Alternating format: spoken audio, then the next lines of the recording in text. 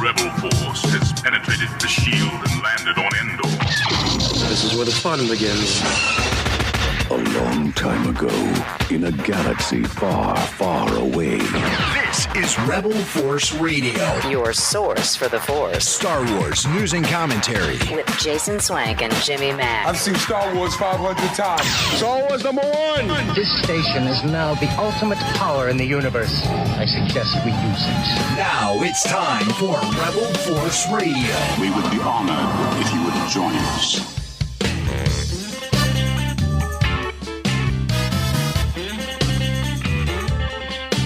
Oh, yeah. Welcome back to Rebel Force Radio and the first official weekly RFR of 2023. So, belated Happy New Year to you all. Hope you've been watching and listening to the Bad Batch after shows. We've got a couple of those already in the archives. So, if you haven't jumped on season 2 of the Bad Batch, you really should. This week's episode in particular was fantastic. We got a little bit to clean up after that. Coming up later in the program, some comments about the episode. We've got more to say. We can't contain it all in the after show. Plus, we got to get to all your great phone calls and the comments. We have such a good time with these. So please definitely check out Bad Batch streaming now on Disney Plus, and then join us on Wednesday nights, 8 o'clock Eastern, for the after show, live after show. We stream, and as I say, we take phone calls, and we're following the chat, and we're just having fun. You know, I mean, even if the episodes aren't great, which this week's was really great, but even if it's a little, we still have a good time talking about it. We still have a blast. It's great. We're going to have a great time this week here on RFR. Coming up in the program, we've got some new interviews, highlights of interviews with Hayden, Christensen, and Ewan McGregor. They're on the campaign trail for the Emmy consideration. And so we got some highlights from that. Also, we got a date for the Mando Season 3 trailer. It's going to drop next week. We'll have some more details. And we're going to still clean out some of that voicemail we were listening to and answering just before the holidays. So we'll get to a few more of those if time allows. But we got lots to do as we start a brand new year of RFR here in 2023. And with me, of course, wouldn't have it any other way, my good friend and yours from Chicago, Jimmy Mack. Hey, Jason. Hey, Star Wars fans. Welcome to RFR 2023, the weekly RFR. Not the first RFR of 2023, but the first weekly RFR of the new year. I won't say Happy New Year to you guys because I know the expiration date on that has passed us by. I live by the Larry David rule. You say Happy New Year up to 7 days after the first. Once you get to the 8th day of the year, 8th day of January, Jan 8, no more Happy New Year. So you get a week's worth of grace with the Happy New Year.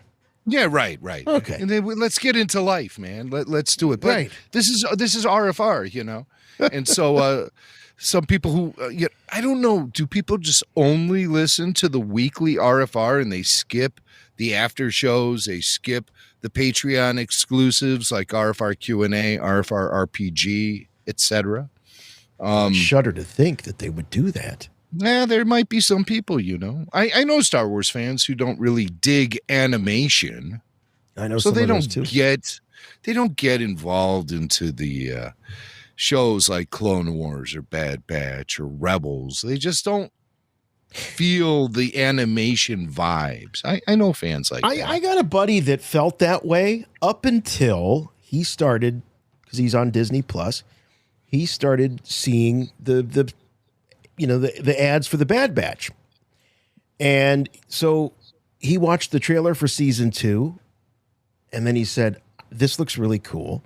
So he went back to season 1. This is his Bad Batch season 1 is his first foray into any Star Wars animation outside of the stuff that came in the 80s. And I'm so excited for him because he's texting me all the time. Hey, I watched a couple more Bad Batch episodes. Who's this character? What's going on here? And now he is willing to commit to, once he gets through Bad Batch season 1, and then he's going to catch up to what's going on with season 2. He's going to go back and start watching Clone Wars. And I told him he doesn't have to watch the entire series of Rebels. I said, I'll help you with the Rebels. I'll give you some of the highlights, the major mythology episodes, the ones that you shouldn't miss. But same with Clone Wars, to be honest with you. There's stuff he can skip on Clone Wars. Oh yeah. Poison Snapple, anyone? Corky, remember Corky on Mandalore? Oh God, yeah. Satine's nephew, Corky, hunting down the corruption behind Poison Snapple in the schools. Some of those. I was just going to say I'm super nostalgic about those episodes. Yeah, because we had such a good. Even with like I was saying about the after show, even if the episode wasn't great, the discussions afterwards, sure will. So, even the things that we were perceiving as more mundane moments in the Clone Wars, they now really years of mythology building have gone on since those episodes have aired. And so they might have a different weight to them if you look back at them. Most recently, as a result of mentions of Mina Bonteri on the Bad Batch this week, I found myself looking back at the season 3 episodes, Heroes on Both Sides and Pursuit of Peace, which I recall not digging back when they originally aired. I thought, wow, let's get back to the Jedi. Let's get back to the war front. Yeah. Dooku and the Sith and the super battle droids, all that stuff. That's what I want. But now when I see it in a perspective, following years of mythology padding that's gone on, you see it through a different perspective. And so that's fun. And it enriches the experience. And that's what Star Wars has always done for me. And that's why we always keep coming back for more over and over and over again. Having those seasons of Clone Wars, and Rebels at our fingertips through Disney Plus is amazing because you can be watching, like you said, a new series, they drop a name, and now you're like flipping through the archives, and then you pull it up, computer, pull up Mina Bonteri, and here she comes. And you're like, oh, yeah. So you're right. We have more patience and more tolerance because now it is filler. And filler's okay because we've gotten, so much more over the years. And we were less patient because, well, that's just the nature of it. Every week we want to uncover some, big moment in Star Wars mythology with these series. And but now we know that there's always going to be another episode. There's always going to be another series. A lot of the pressure is off. I mean, George always, whether it was the prequels or Clone Wars, he always had this air of, I'm going to do this and then that's it. I'm not going to do anymore. And so we've talked about this before with how it really impacted our enjoyment of the prequels was this notion of scarcity, that this was our last shot. This was our last crack at it. Yeah. As a fan, I didn't like the notion of crossing any finish lines. And George seemed to be really adamant about that at one point. But then with the Clone Wars, he was dumping more personalized, George Lucas approved canon into the Star Wars mythology. Yeah. And so that just made us hungrier and hungrier and hungrier for more. And then he was teasing us with the ideas of a live action show. There's a show called Squishies he seemed to be fond of. Right. It was Squishies. And then Detours, although I think that was I think Detours was the Squishies. It was, but Detours went nowhere. We have to see Detours. Come on, Disney. I mean, at this point, it's not going to damage the franchise. These Lego animated shows are so goofy and cornball and take great they take great liberties with the characters, right, that you're so precious about. So I mean, this is already out there. Star Wars parodies have been going on forever. Lucas approved parodies from Robot Chicken and Family Guy and a ton others. Solo probably did more actual damage to the Star Wars franchise than Detours could ever dream of doing, at least monetarily. Come well, on. okay. Well, yeah. Well, Jason, the bottom line is the bottom line. But Right. I think the bottom line would be enriched by throwing detours out there and letting us see, the work of all these, the hard work of all these animators, voice artists, creatives, writers, famous people involved with Star Wars detours, my man. And that's great content. It's just sitting there rotting away on the shelf. What's it going to hurt to just do a content dump of Star Wars detours onto Disney Plus? That's going to confuse people. It's not going to confuse anyone. I'm tired of that conversation also about, well, how are the fans going to figure this out?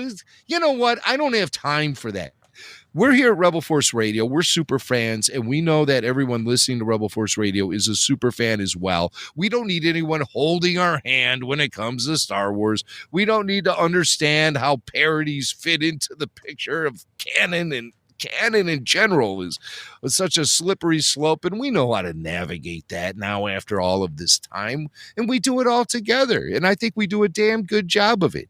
So this whole argument about how the general public is going to figure out Star Wars really falls flat with me as a Star Wars super fan. I mean, we're in Star Wars college here, okay? We're at the University of Star Wars, and we all have seats in this classroom because we earned it through years and years of academic research and preparation. And so here we are. So I don't want to hear that argument coming from anyone anymore. And I'm not talking about you, Jason. I mean, no. I know. Yeah. Stuff I see online. Well, how is a normal Joe gonna? How are people gonna go from Andor, such a rich and gritty adult show, to Bad Batch, a show that's animated more? Forget this talk. We're Star Wars fans. We're experts. We're all experts. Oh, you people listening to this podcast, you're an expert. We're all talking the same language. This is Star Wars University. We all are enrolled in it, and we are the seniors. We're the senior class at Star Wars University. I don't care what the general public thinks about Star Wars anymore. I really don't.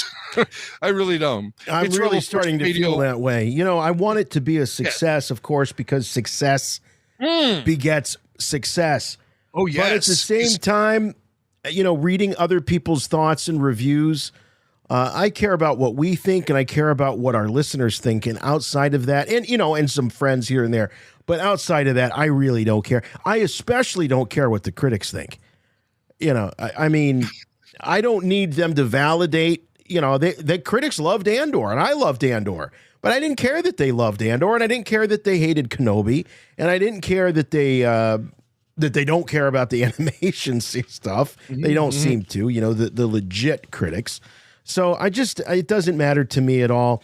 I do think that, canon can cause skipping around, especially skipping around in the post Revenge of the Sith era, where you've got Kenobi, you got Bad Batch, you got Rebels, you've got, those come to mind.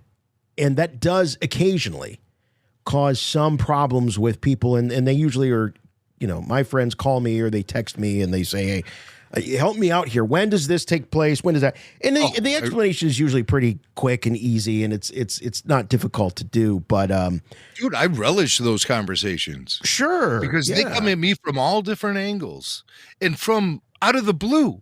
It could be a coworker, it could be a business associate, it could be one of my sons, it could be a relative, a friend, whoever. Just people standing in line waiting for a bagel. Yeah, I like your Star Wars. I like your Star Wars shoes. I have Star Wars shoes. Can I show you? Wait a minute. Listen, look. Star Wars shoes. Oh my God! But I mean, look how beat to hell these things. My dog chewed on them. Oh my God! I've had them forever. And if you look on the inside in the sole, you get what's left of the Luke versus Vader duel. Look at that! Return from the Jedi. Return of the Jedi poster. I should have taken these soles out when I bought the shoes and replaced them with some. I'm sure you can. Are those Vans by chance? Yes. Yeah. I thought so. I remember when Vans had the the Star Wars shoes. Those are cool. So I turn around, I talk Star Wars canon with these people in line at the Starbucks or whatever. And, my son just rolled up to me today and he's like, hey, Commander Cody, the last time we saw him, he was ordering a cannon to shoot down Obi-Wan Kenobi in Revenge of the Sith, right? On the lizard. I'm like, that is the last time we saw him.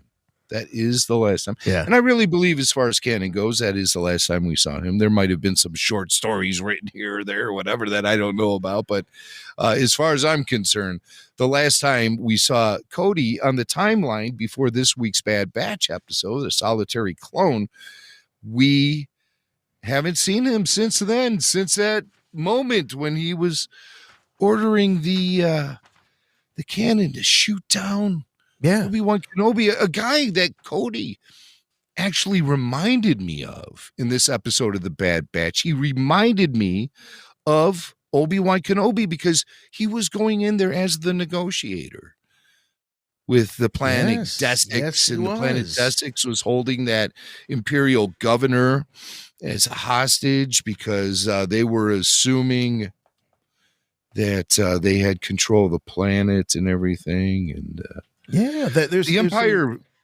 There's definitely some nice symmetry there that Obi-Wan Kenobi's top soldier was carrying that negotiator mantle there. And we speculated and talked, Jim, a lot about how the clones sort of reflected the best of their Jedi generals. And that's going to come into play as we talk about Tim's question, who wrote into us, specifically talking about, the inhibitor chip and the agreeable nature, the less independent nature of the clones. So we might as well get to that. By the way, once again, if you haven't watched or listened to our after show for the Solitary Clone, please do. It's a great conversation, lots of fun. And Tim had a follow-up. Apparently, Tim's watched it already, and he says, hey, guys, love the show. I had a thought about the previous episode. Another reason the clones are being phased out and the reason that they were going AWOL is because they were designed to serve the Republic, which is the democracy and the compassionate people. They were not designed to serve the ruthless empire. So I think their true programming is overriding whatever Order 66 and the inhibitor chips are trying to make them think. Let me know what you guys think. So, Joe, I was really, even before I saw Tim's message, after our conversation this week, I did I won't say a deep dive. I did a sort of a Midland dive into this whole issue because I know that there's a lot that, I probably haven't been necessarily exposed to through Expanded Universe and all of that. So I just went and I just started poking around. And here's some things that I sort of discovered and re-remembered. I'll say re-remembered because I know I was presented with some of this stuff. But one of the things we know was that the inhibitor chip was part of Sifo Dyas's original plan. But it was something that would safeguard the clone's loyalty to any rogue Jedi.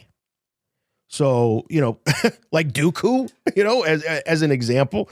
Now, the irony is that Dooku and Palpatine sort of recalibrated the inhibitor chip to include all Jedi after essentially Dooku kind of, after Sifo Dyas was dispatched, he kind of came in and posed as a fake Jedi and working with the Kaminoans. And that this inhibitor chip was a cover story, really. Or, excuse me, the inhibitor chip had a cover story. And the cover story was that it made the clones less independent than Jango Fett. But the reality was that the inhibitor chip was really all about Order 66. That's what it was.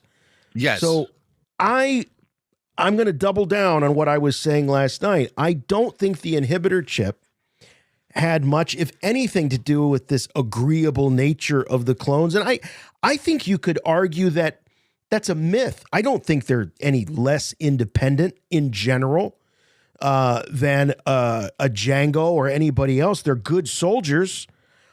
I think the end all and be all of that inhibitor chip was Order 66 and to turn against the Jedi. I've just watched too many clones in action over the years on these shows. I'm kind of I don't want to brag, but I'm a little bit of a Clone War veteran. I've watched enough that I can, but I've watched enough of these guys. They don't strike me as being agreeable or overtly manipulatable. That would be a terrible thing for your soldiers to have baked into them. And then I was remembering the episode of Clone Wars where you had Tup, I believe was his name, and his inhibitor chip fired early.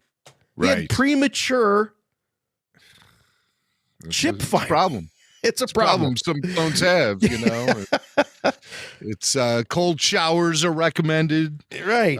So I'm just saying all sort of things that I really believe that the inhibitor chip isn't about less independence or making them docile. I think we have a clip, don't we, of the of that actual line of Lama Su as he's talking to Obi-Wan Kenobi in episode 2 about clone obedience. They are totally obedient, taking any order without question. We modified their genetic structure to make them less independent than the original host. Again, a terrible, terrible thing to have your soldiers obedient to any order. Any order? Any order. Right. But I mean, that's any order based on the reality of living in a galaxy that is governed by the Republic. The rules changed when the Empire took over. Right. So how does that translate to the morals and ethics of an empire now? Do the clones make a distinction between the way things were then and the way the things are in the Empire era? The other thing is that the clones developed these individual personalities, and they looked at the battle droids as being these non-individuals that are all being programmed, and they prided themselves on not being clankers. Right. They knew what it was to be able to think for themselves, to be able to adapt to situations, to be able to stand on their own as an individual. The battle droids could never do that. They were getting command signals from command ships or command droids, tactical droids. Battle droids couldn't think for themselves, but clones could. And so that's a flaw in the whole idea that they will respond to any order. Sure, that's how it looks on paper to the Kaminoans who are working in a lab. But once you put it out into the field and take all those factors that I just presented into the equation, then you realize that there are variables at play that you cannot predict. I mean, there's the clone who deserted, Cutler Quain. Yes. What was so different about him? He had an inhibitor chip as well. Can I just say, as long as we're talking about the inhibitor chips and everything, we get a lot of information was thrown at us in season 1 about Crosshair and what the status is of that thing in his head.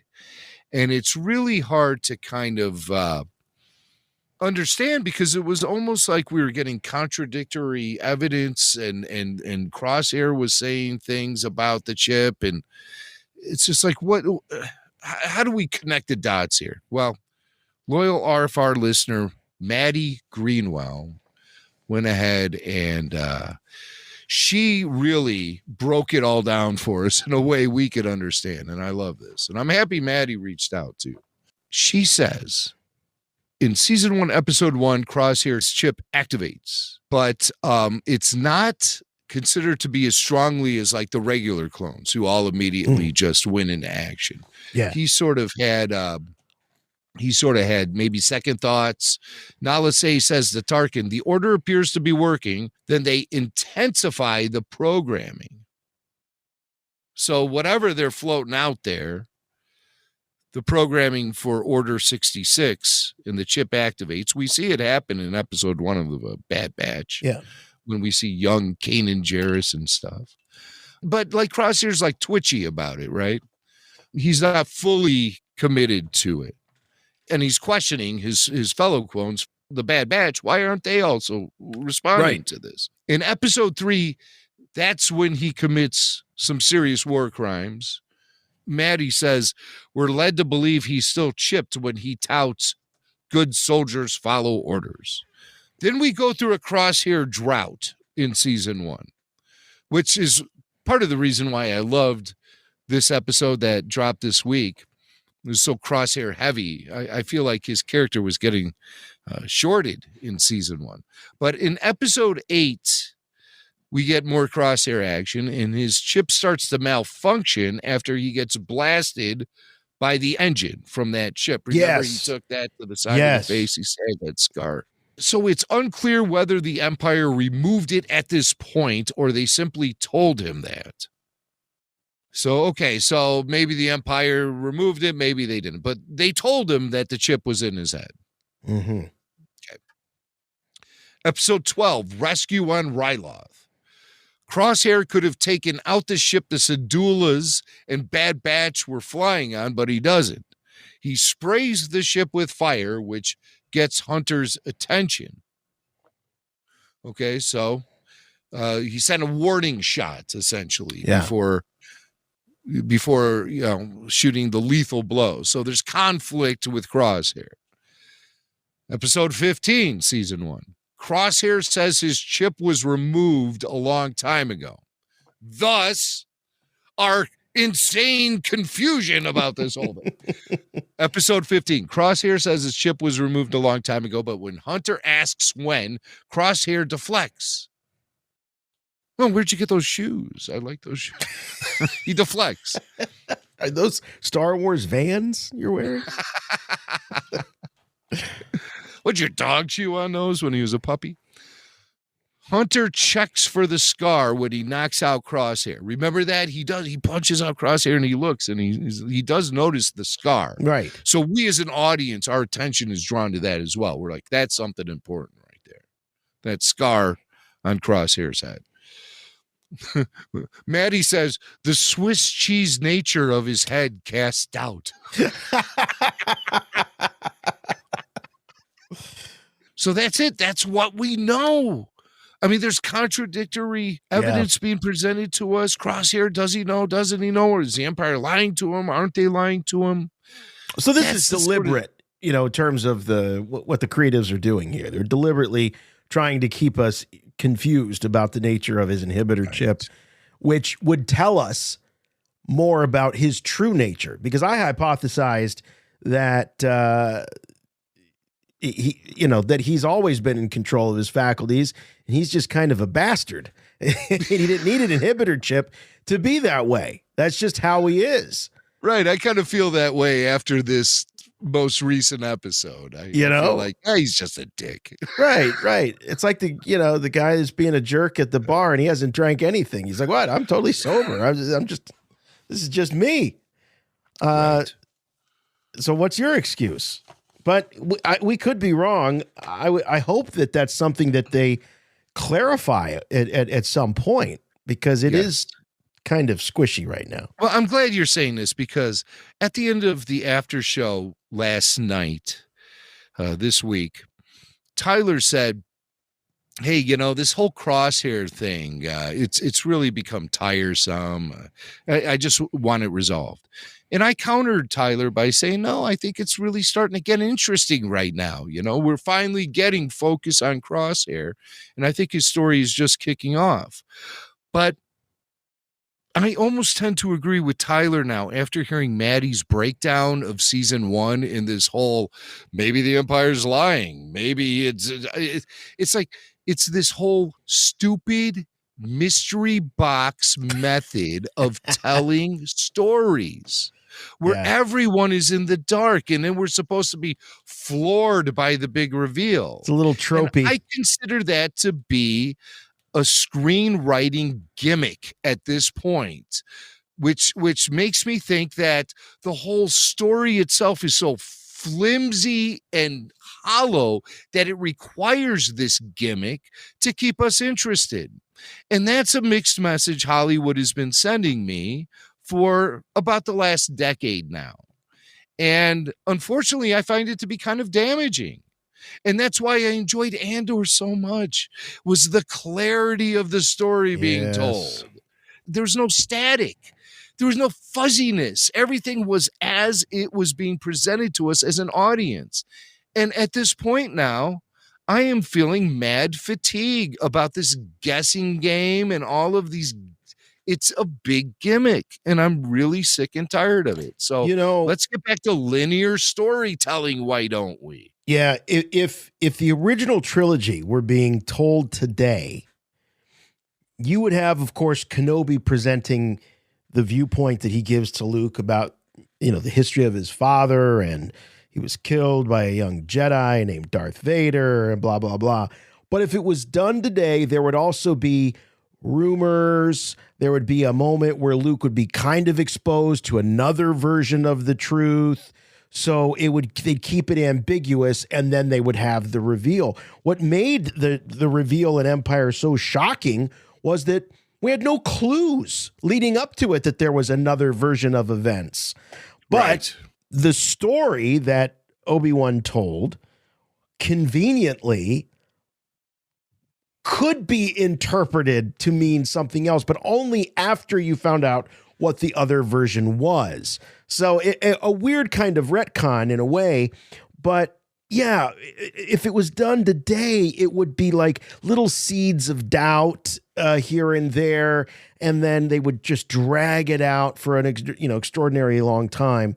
And I maintain that it was effective mainly because there was no other way to look at it until we were told the other way to look at what Kenobi told him. And, the seeds for all of this mystery box storytelling really kind of do come from George Lucas in the way that he allowed Star Wars to evolve into a story that contained those twists. But it felt organic to me the way George broke it all down, at least for Star Wars and Empire. By the time you got to Return of the Jedi, it seemed like George just wanted to wrap it all up. I mean, let's be real about this. Well, and he did. And the trilogy stood as the Star Wars trilogy. That was the story for the longest time. And there was a beginning, a middle, and an end. And there was a wild twist thrown in right in the middle. And it was deftly executed and so well played that it established the foundation for everything we speak of today, not only as far as Star Wars goes, but Hollywood in general. And that's why me and Jason keep coming back to do this podcast time and time again. Okay, fine, I'm going to do it. Today, the day this podcast drops, is January 13th, 2023. The very first episode of Rebel Force Radio dropped January 13th. Yeah, I think that's right. Was it? 2013. All right, 10 years. 10 years of Rebel Force Radio. Congrats, Jason. Hey, congrats. We did it. That's how we mark anniversaries here. I kind of consider our podcast history to really stretch back to 2006. And even for myself, I did a Star Wars show for CBS Radio back in 2005 that really got me interested in the whole concept of Star Wars audio, whatever we do, entertainment, whatever you want to call it, reporting, commentary, all that stuff, analysis, all that. Star Wars radio show. So That's it's, right. like my two favorite passions have been radio broadcasting and Star Wars. Followed me my whole flipping life. And here we are now, 10 years into Rebel Force Radio, our independent venture into podcasting. But of course, we started in 2006. Jason originated the Forcecast and with Pete Nadel. And it was just a great ride for you guys. And I was able to jump on a few months later, doing things behind the scenes, sometimes in front of the scenes. And then Pete split. And the only way the show was going to carry on, despite me telling Jason to do it by himself. And I was doing that, Jason, just purely out of selfishness, because I wanted to keep listening to my favorite show. No, you had to be on there. You had to be on there. But that's what happened. And so here we are all these years later, and God bless everyone for sticking with us, who've been with us since those early days, when podcasting was the wasteland of Hoth or whatever. I mean, there was nothing there. And it was all tech podcasts. I mean, they were really the pioneers of the medium in terms of the delivery of the audio file. Like that was a big deal at one time. Just delivering the audio files via some sort of digital subscription. I mean, now with streaming and having, the internet everywhere, you don't really even think about it. Right? Who talks about an RSS feed anymore? Right. You don't. It's just, it's all a mystery really to me, my friend. It's a mystery box. But here we are. So awesome. And here's to the next 10 years, Jason. Cheers. Cheers. So I know you have something there. There you go. Oh, it's empty. That's an empty. I know. Hold on. Let me do it right. Can we fill it? If I'm going to do it, do it right. Let's do it. Let's do it. Glug, glug, glug, glug, glug. There we go. 10 years of Rebel Force Radio. There it is. Cheers, brother. Cheers Clink. to you. Clink. All righty. All right. Let's check in with our voicemails. You must contact me. Play back the entire message. What message? Message after the message. The Emperor commands you to make contact with him. It's a trick. Send no reply.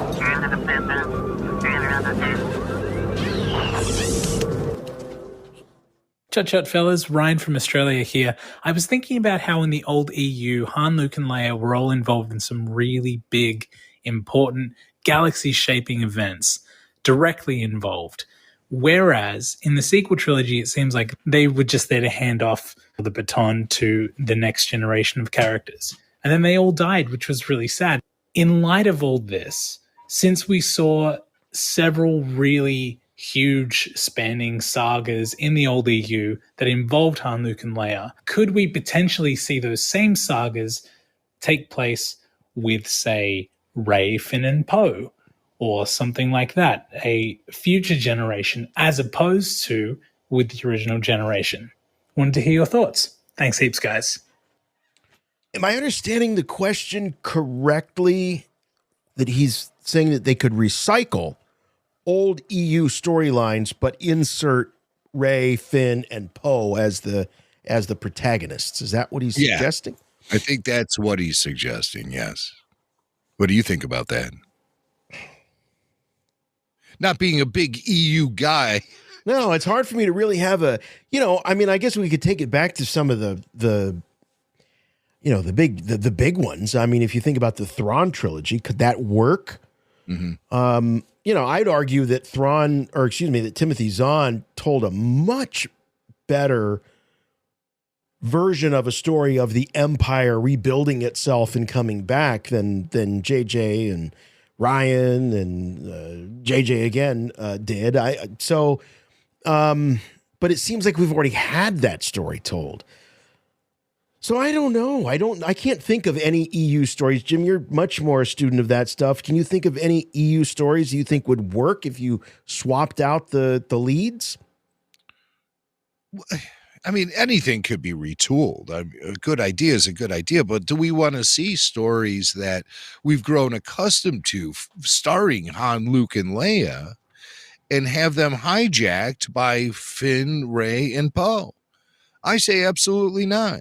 I think there's only one solution for these old stories is to develop a line of mini-series. You could put it on Disney Plus, call it Star Wars Legends, and it could be animated series done in the style that DC has done all of their animated movies over the years. And it can just feature, maybe they're standalone movies, and it could feature the Thrawn trilogy, the Jedi Academy trilogy, and all of that stuff. Even the new Jedi Order stuff and the Legacy of the Jedi, all of that, those great story arcs can be made into movies or mini series or what have you. Just call it Star Wars Legends, and again. Who cares what the general public thinks about where this falls in the timeline and consumer confusion? Why do we even give a rat's ass about that stuff? No one cares about it when it comes to DC, right, or Marvel. Exactamundo. HBO, they have the Snyderverse right next to the Super Friends. Right. Who's confused? Are you confused, Jason? Oh my God.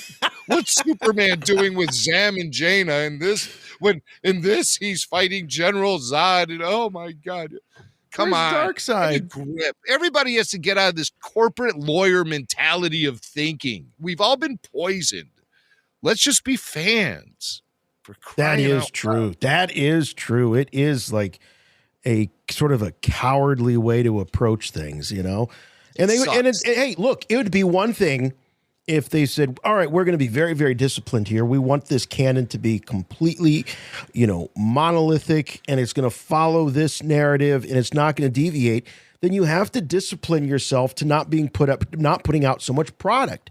But if you're going to put out all this product, all this content, then you're going to have to just get used to the fact that some people might get confused. And but if you make it all entertaining, that's the bottom line. If you make it all entertaining, for some people, it's not going to matter necessarily how it all stacks together. They don't care. I'm just watching this new Star Wars show is cool. I don't know. When does it take place? I don't know. It takes place in a galaxy far, far away. That's so I don't want to see Finn, Rose, and Rey and Poe and all that stuff in Heir to the Empire. I just don't want to see that. I'd much rather see an animated version of that created and, dig into those great old stories. Star Wars Legends. I mean, that's a banner for a series if I ever heard one. And you have all of this great content to mine from. And great talent would want to work on it as well. And for crying out loud, you still have Mark Hamill, you have the re-speecher technology, you still have Harrison Ford.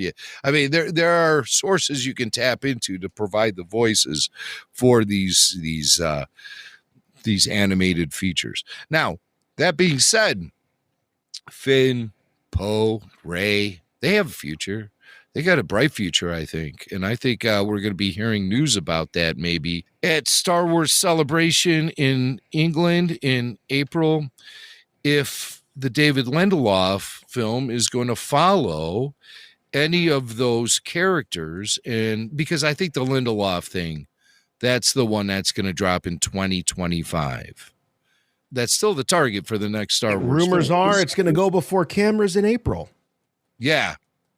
And the Taika Waititi thing seems to be on life support right now, as is the Rogue Squadron Patty Jenkins thing. Yeah. Despite any sort of optimistic thoughts that Patty might have about it. Taika's got that getting that reputation that he kind of has half of an idea and then he bails. Right. And he puts his feet in so many different pools, Yeah. He's all over the place, and he's got a lot of things going on. Oh, also, it was announced, as long as we're looking ahead at the future of Star Wars, Donald Glover, wasn't he supposed to do a Lando series? Well, he was never associated with the series. There was a Adventures of Lando series, but I don't ever remember Donald Glover being tied to it. No, he was. Kathy Kennedy made a statement, I believe, over the summer saying that the Lando series is on hold until Donald Glover clears his schedule to do it. Well, in late December, Donald Glover announced that he's attached to a Marvel film now based on some obscure character that they're dusting off, and they're going to use as a vehicle for him. And so that's where Donald Glover is going. There's no Lando series going. There's no Lando series. It's not going to happen, folks.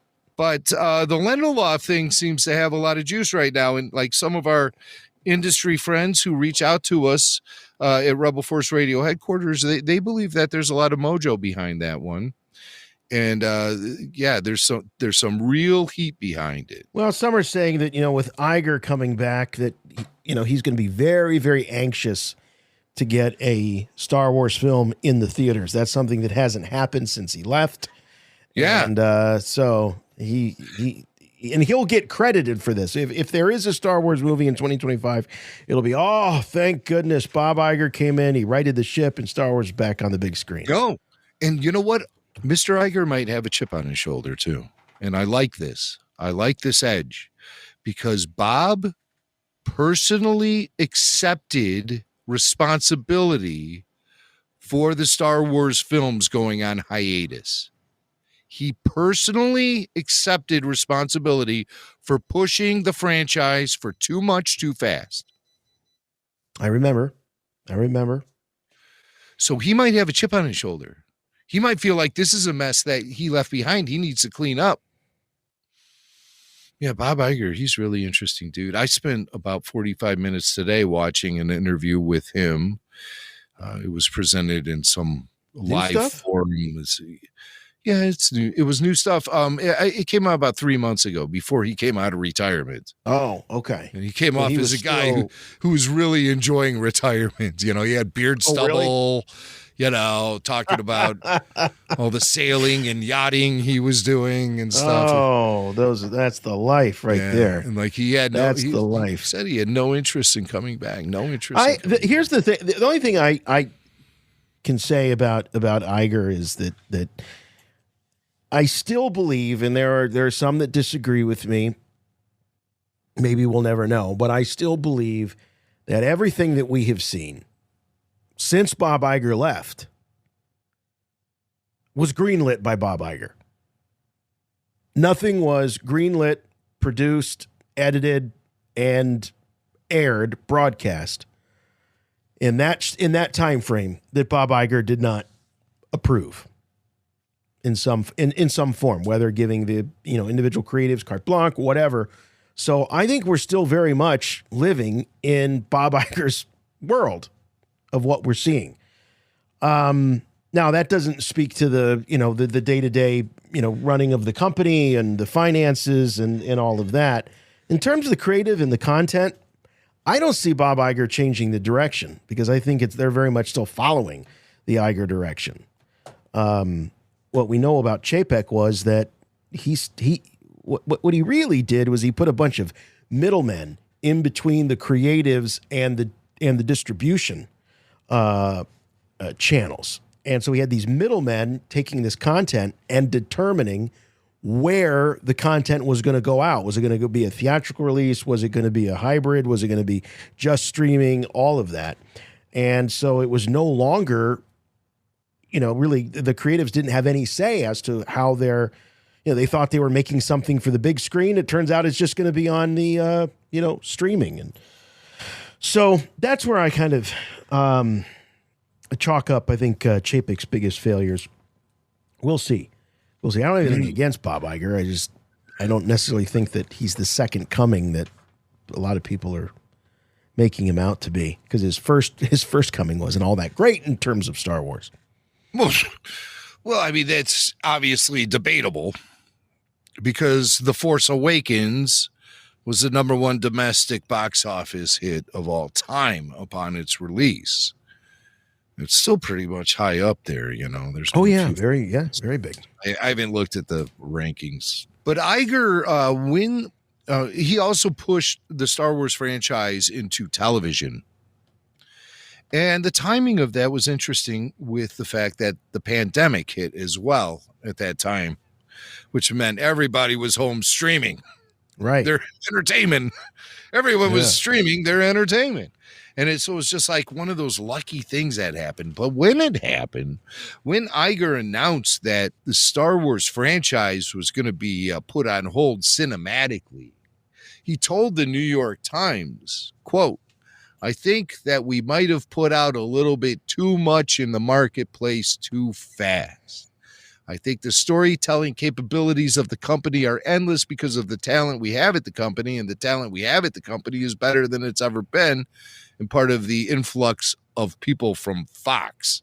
Well, I don't know what that has to do with Star Wars, but I mean, that's whatever. I'm probably reading an edited piece. But bottom line is, Iger says, I think we might have put a little too much in the marketplace too fast. And we saw it happening, you know. I mean, the creatives were under the gun from day one, the day that Bob sat there and signed the paper with George Lucas. Was it that?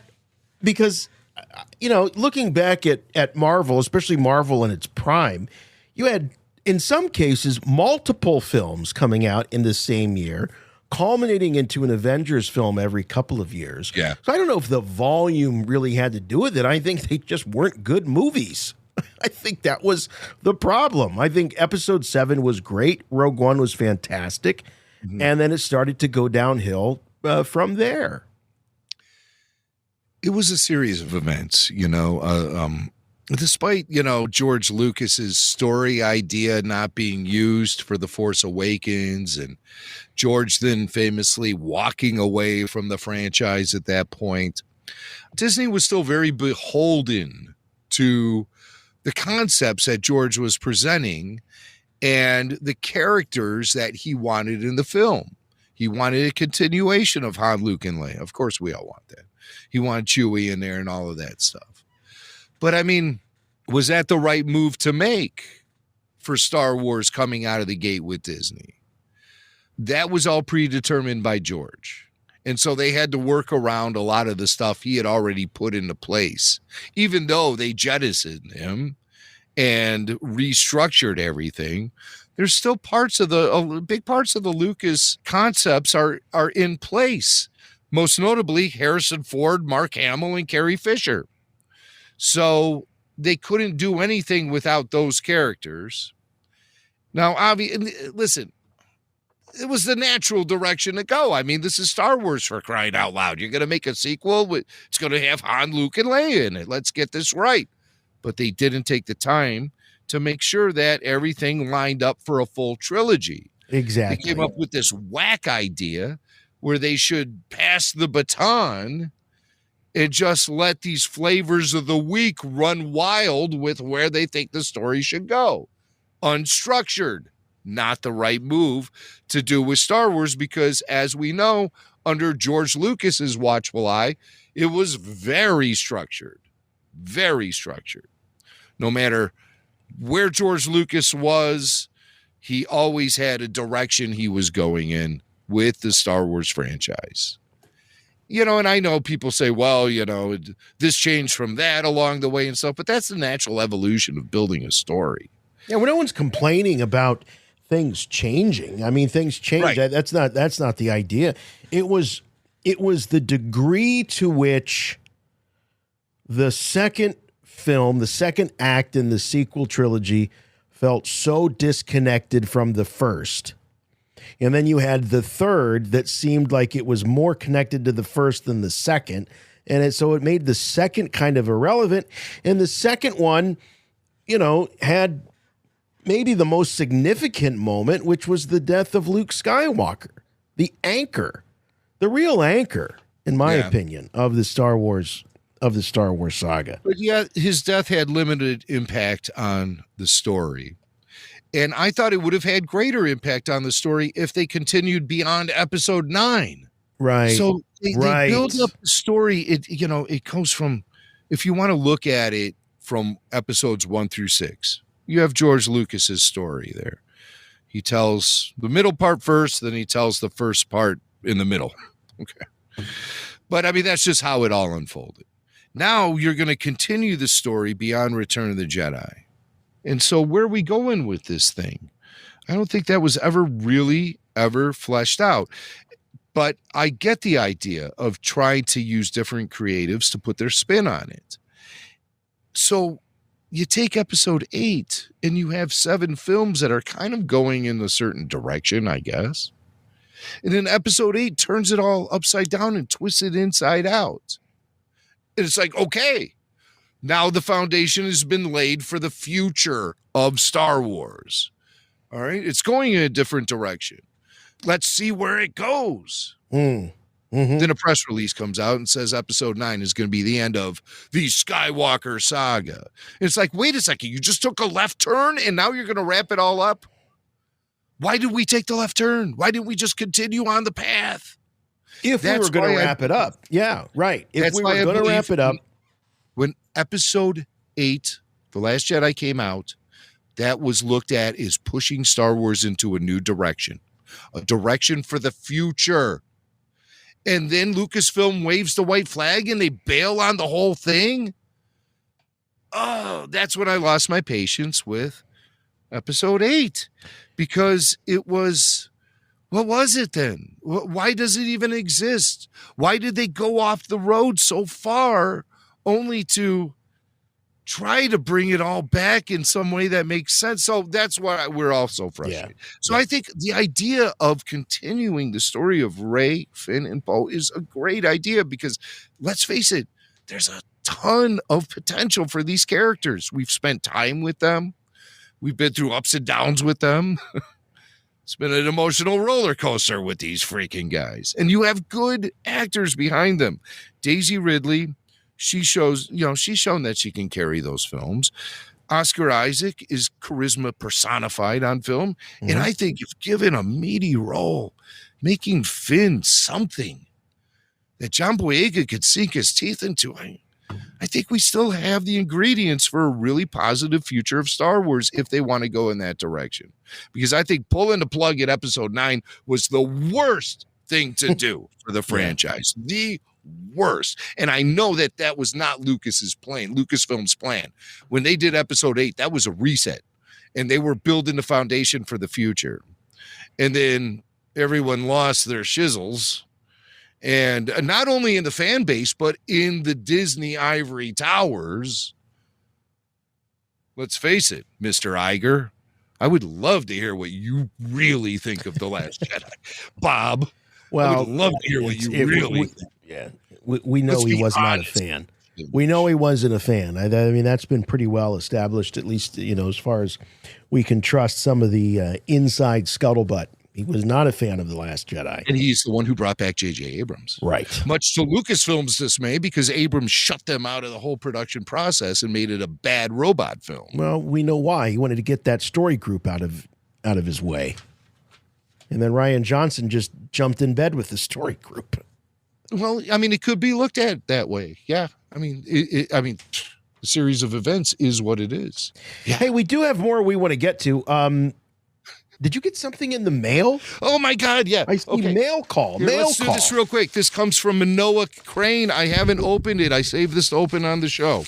Oh, great. So let's rip this sucker open. I hope it has a tab on it. Because I don't have scissors. It's an unboxing. Not live, but pre-recorded unboxing. Okay. Live for me right now. I know what this is. I haven't looked at it yet, though. See? I mean, it's still in its packaging. It's a Jiffy bubble envelope.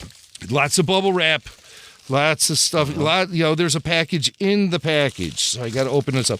But what this is, what you're going to see here is, Jason, most listeners know, for about a decade, Toronto filmmaker Sheldon Norton followed us around as we did live shows and hosted events and whatnot. And he followed us around with his camera. And Sheldon is an excellent, excellent cameraman, great director, filmmaker. And he shot the story of Rebel Force Radio called When the Galaxy Listens.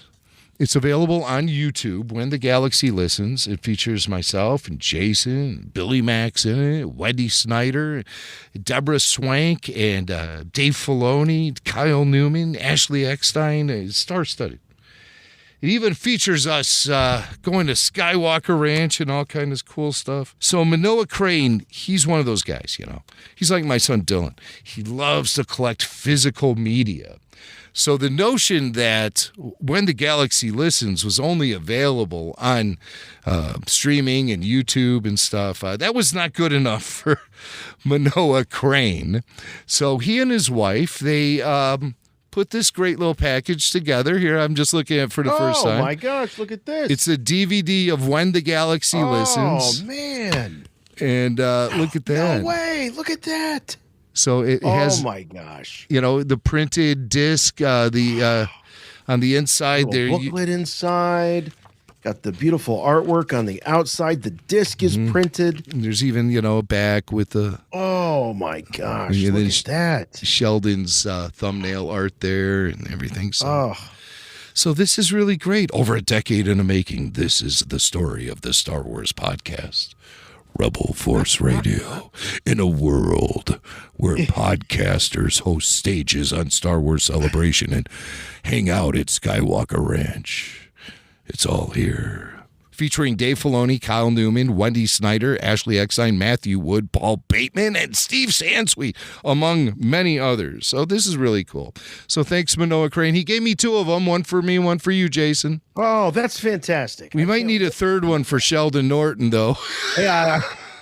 I don't know if Sheldon's into physical media. I'm sure he is, though. So this is really neat. Thank you so much for this, Manoa Crane. And also thank you to our friends at Rancho Obi-Wan. They came through with their New Year's card. Your friends at Rancho Obi-Wan wish you a happy and hopeful New Year. And as you can see, it's so cute. I love this. My kids loved it. It's a collection of artwork that kids turned into the Rancho Obi-Wan booth at Star Wars Celebration Anaheim. And it's a nice little collage of some of that artwork. And these guys are the greatest people in the world. Rancho Obi-Wan. You need to visit ranchoobiwan.org and become a member. And then you get cool things like these New Year's cards and fan club kits with exclusive patches and the ability to book a tour of Rancho Obi-Wan. These people are always like, I want to go to Lucasfilm and I want to take my picture in front of the Yoda statue. You know where you want to go? If you're going to make the pilgrimage, you want to go to Rancho Obi-Wan. That's where you want to go. Petaluma, California. Hey, you brought this up. I think we should jump to this because we've got on the outline here that you were asked about the perfect Star Wars vacation. Yes. And since we're talking about going to Rancho Obi-Wan, why don't you share with folks what you did with Toby? Toby reached out to you and wanted to know, well, what do I do? I'm coming to the U.S. for the first time, and I want to see the sights. I want to live it up Star Wars style. What do I do? And he came to the right guy because you've done a version of this multiple times. All right, this is from loyal RFR Patreon supporter Toby, who reached out to me from Australia. He says, "Good day, J-Mac." Just the good day right out of the gate. Gets me excited for this conversation and a Foster's Lager and maybe some shrimp on the Barbie. What the hell? He says, "Good day, J-Mac. How's it going? Just wondering if I could trouble you for a quick tip. I'm taking my first trip to the U.S. in September. I'm hoping to do a few Star Wars things while I'm in your country.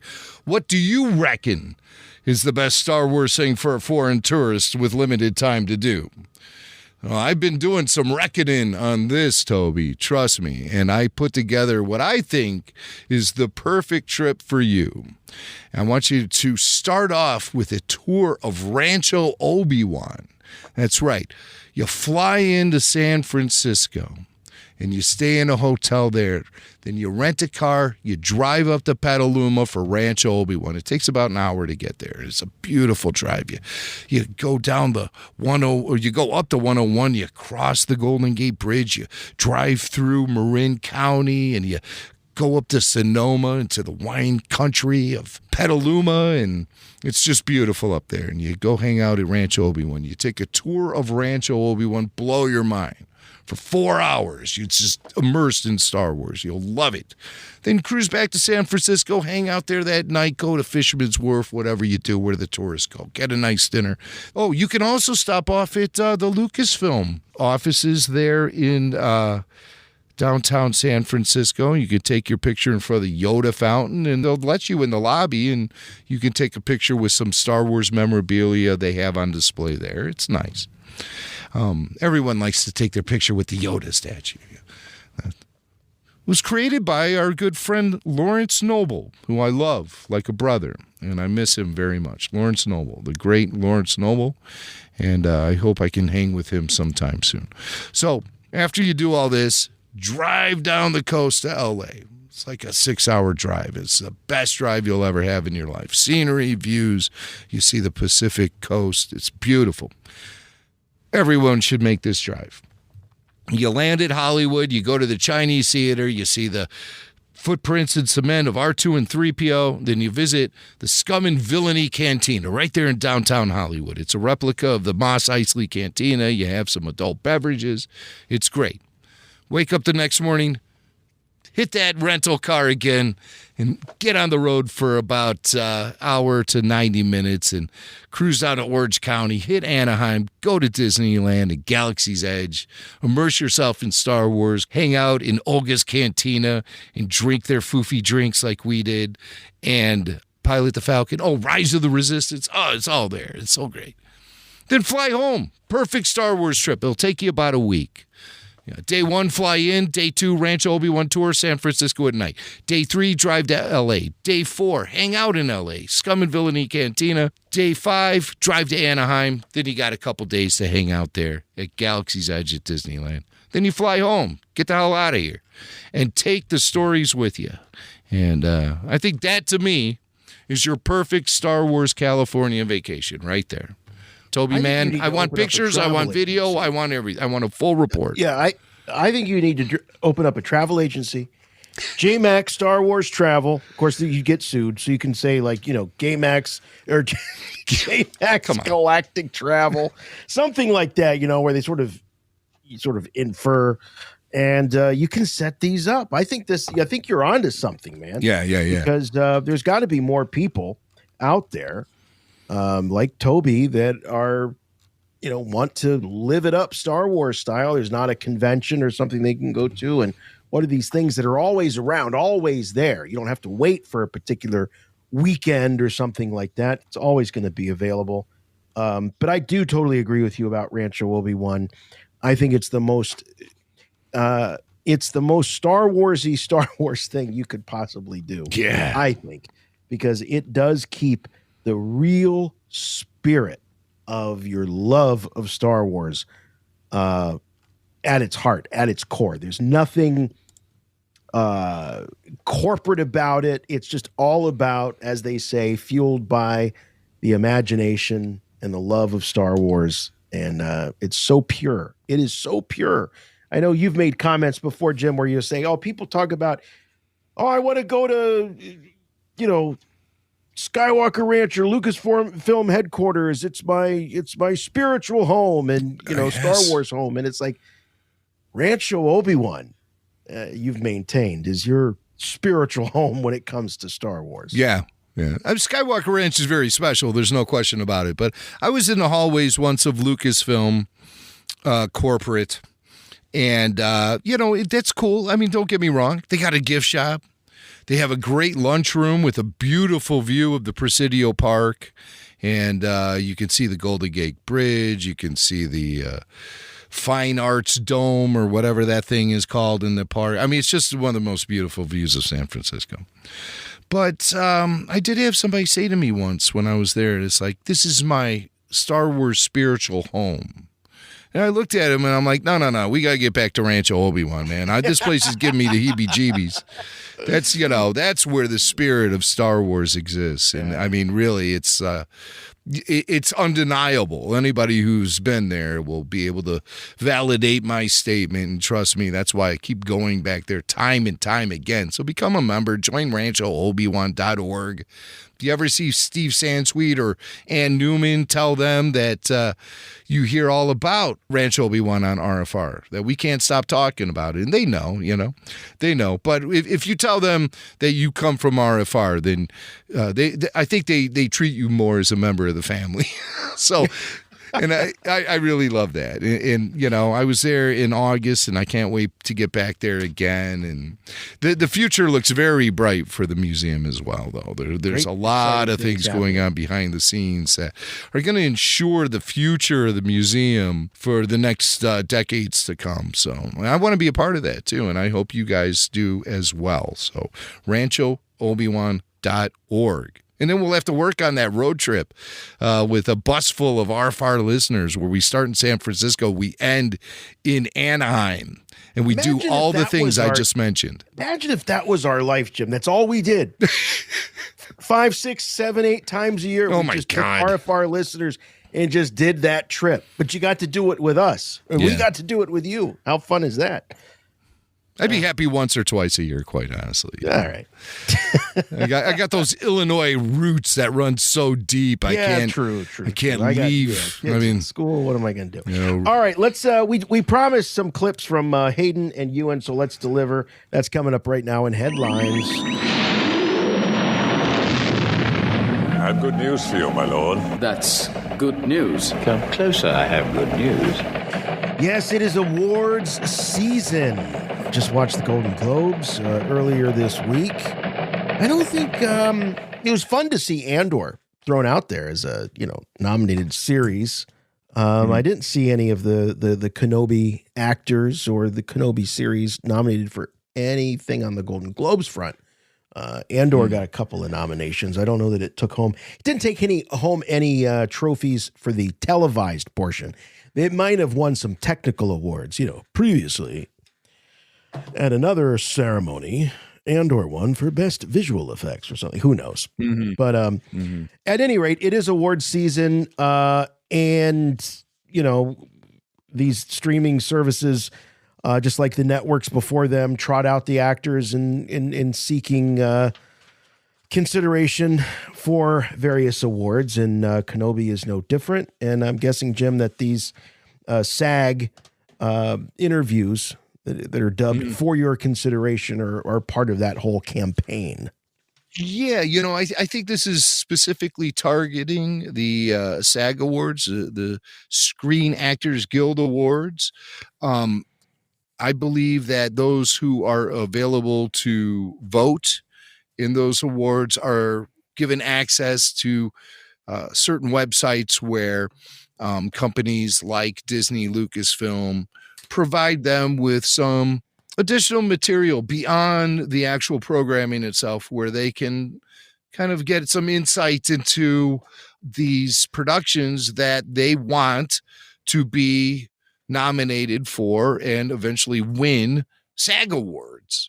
So, but it could stretch beyond just the SAG Awards and go on through the whole gamut of things like the Oscars and the Emmys and whatnot. But I think this is specifically targeting those who vote in the SAG Awards. So we have these interviews with Ewan and Hayden Christensen. And I really like these comments they make because it provides us insight into the Kenobi series after the fact, where it's okay. There's no restriction on spoiler talk and, just anything's on the table. And that's the sort of insight I look forward to. And that's why I here on RFR, in all of our podcasts, we've always tended to try to book the interview with the creative, not before the premiere, but well after the series is wrapped up or the film has been released or whatever it is, so we can speak unfettered. Yes. And we don't have to worry about that whole spoiler thing.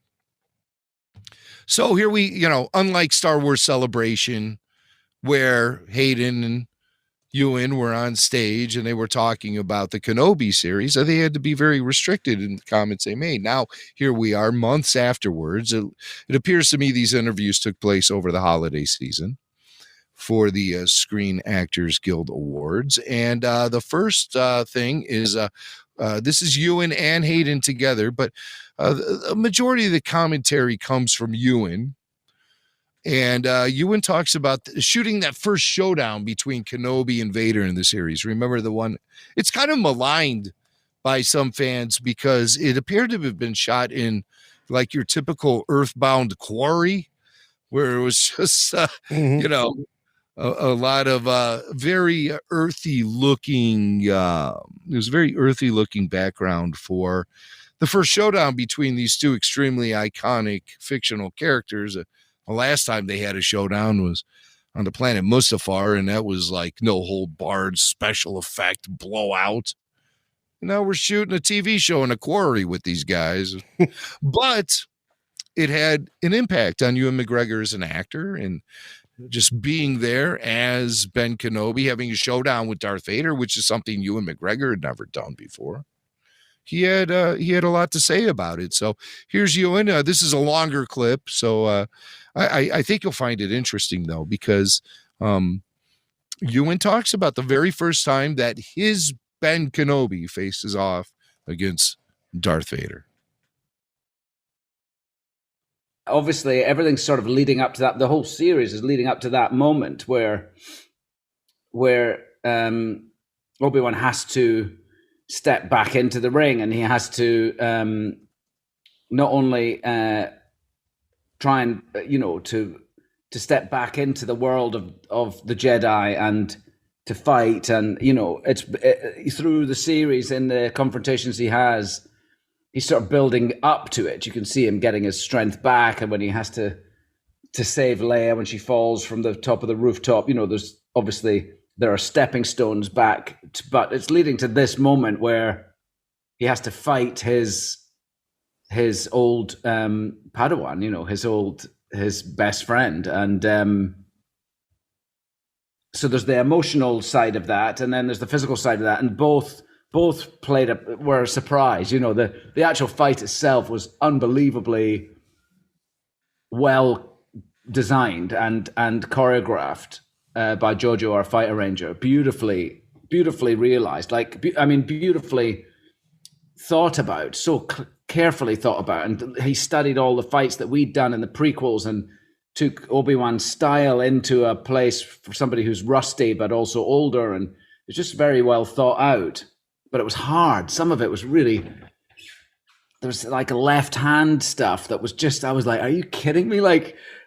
But we did it, we nailed it, but it was hard to do, and but amazingly satisfying to do. And also it was the first set, they put gravel everywhere, and so it was like the hardest fight, technically the most difficult fight, and we're like doing it on marbles. It was like every time you moved, your feet were slipping and stuff. It's like, Jesus Christ. But that said, that led to the scene, which was just extraordinary. I think both of us felt like it was beautiful for us to be working again together, and there was something about our lives and everything that happened to us since we last worked together was sort of in the air between us, and so it was a real something very, I don't know if the word meta is right, but there was something beautiful about that, and it took me by surprise. That was just like very moving to do, So it seems like art was imitating life a little bit for Ewan, sure, in how they're reunited, and the struggles, and it's sort of representative of everything that they've been through personally over the years until they got to work together again. And Jim, I'm sort of with you. It's sort of fashionable to poke and make fun of that confrontation, but to be honest with you, and I'm being completely honest. I get so wrapped up, especially with Star Wars, with the characters and what's going on story-wise, that it's only afterwards that I'll listen to criticism and go, well, it looked like a regular rock quarry, and I'll go, I don't know. To me, I was watching Vader versus Kenobi, and then I'll go back and I go, okay, yeah, some of the naysayers are right. It did look a little earthbound. But in the initial viewing, free of all of that, armchair directing, producing, whatever, I wasn't thinking about that. I really wasn't. I wasn't thinking about it. No, I'm just enjoying what was being put in front of me. I was like, ooh, Vader's dragging Kenobi through the fire. You're Wow. right. Yes, exactly. This is some legit justice going on here. This is That's great. exactly where my head was. Yes, so true. Yeah. And then, and the flames erupt around him. And they're like, well, why didn't Darth Vader just jump over the flames and stuff? But look at this guy. He's in the metal suit because of fire. It's not like he really wants to mess around with that stuff more than he has to. And that duel was meant to be underwhelming from the Obi-Wan.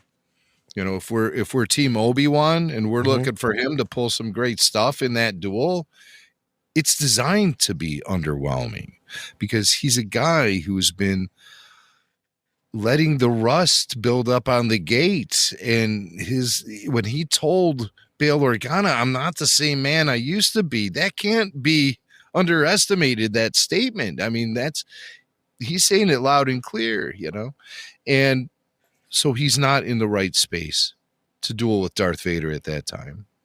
And we see Vader best him. And then we see him escape through, whatever kind of lucky circumstance that was. He had that big yellow droid come and pick him up and scoop him out of there and take him away. Oh, yeah.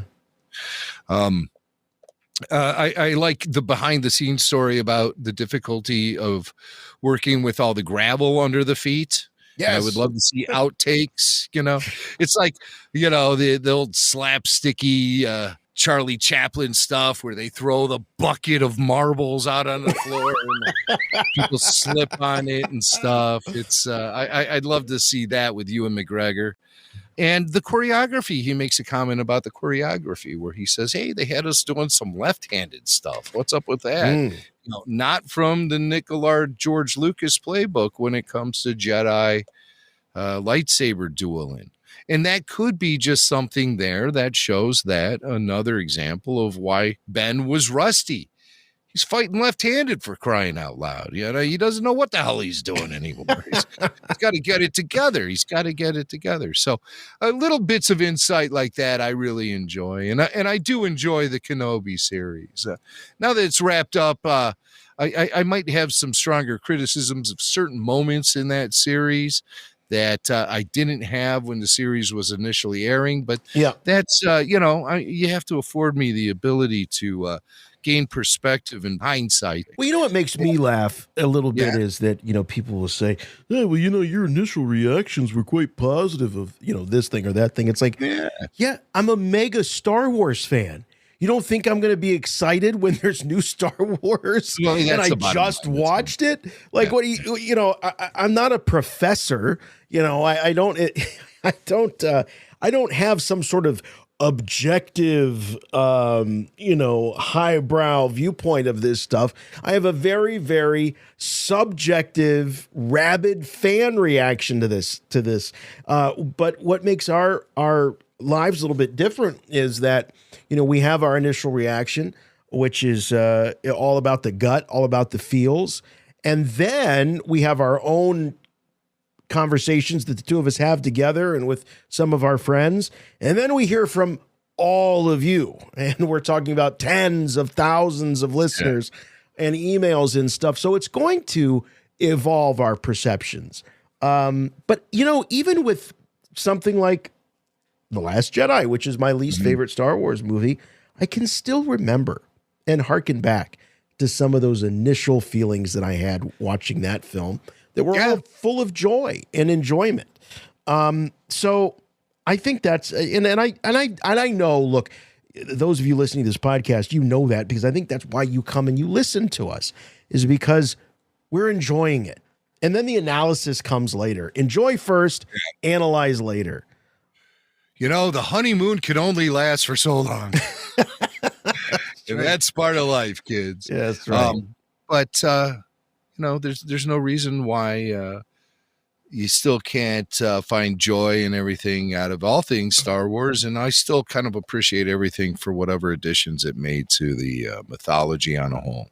And I don't disregard things either, whether or not you like the way Luke Skywalker acted in The Last Jedi, that's part of his story now, and I accept that for what it is, and that comes into any sort of character analysis I do for him when I think about his story on a whole. And I mean, when you do what we do, you can't bury your head in the sand and act like it didn't happen. We don't have that luxury. Maybe other people do, but we don't have that luxury here. And I wouldn't really want it, to be honest. I'd rather be friends with reality. You know, I really would. I'm friends with reality via Star Wars. Yeah. So, right. you know, I get the irony there. Boil that all down however you want to, and you'll probably realize I'm ready for a straitjacket at any given moment. But let's get back to more Ewan. More Ewan. He talks a little bit about Kenobi's relationship with Kid Leia. Kid Leia was that was an element of Kenobi none of us were expecting, and I found myself really surprised seeing it at the premiere, and actually also surprised in my reaction that, hey, here's a kid representation of a legendary Star Wars character made famous by Carrie Fisher, and I'm accepting it. And I was like, wow, surprised by that too. So here's Ewan McGregor talking about that dynamic between his character and Kid Leia, and how he is supposed to maybe, you know, he's coming off of being a mentor. He was a Jedi Master. He was a mentor to Anakin Skywalker. And now all these years later, he's finding himself being thrown into a position where he might have to mentor another young person. And, you know, is Ben Kenobi suited for that at this point in his life? So here's what Ewan says. It's interesting because I had to play him, you know, not very good with her. Like he's not very, he's lost his mentorship skills. So yeah, but it was also like paternal. It was very sort of paternal in a way that he wasn't, you know, that was one of the nice things to play. He's just not very paternal with her at the beginning, and he's a bit frustrated, and he doesn't really want to be doing what he's doing in the first place, but he does it, and you know, she's so cocky and chippy and amazing, but he just wants to get her home and go back to his cave, you know, I think. And so that was interesting. That's difficult to play with a little kid, you know. You just want to be nice and friendly and, like, you know, like a daddy, and had to be all sort of grumpy and come on, you know. But she's great. She's an amazing little actor. I mean, she really is quite something else, and not like precocious, and she's just really good. And I really liked her, and I got on with her, and I felt that she was really there was something about her that allowed those scenes to be the way they were at the beginning. You know, I didn't have to pull back from that, like not being very paternal with her. So it was easy to do with her because she was such a great actor.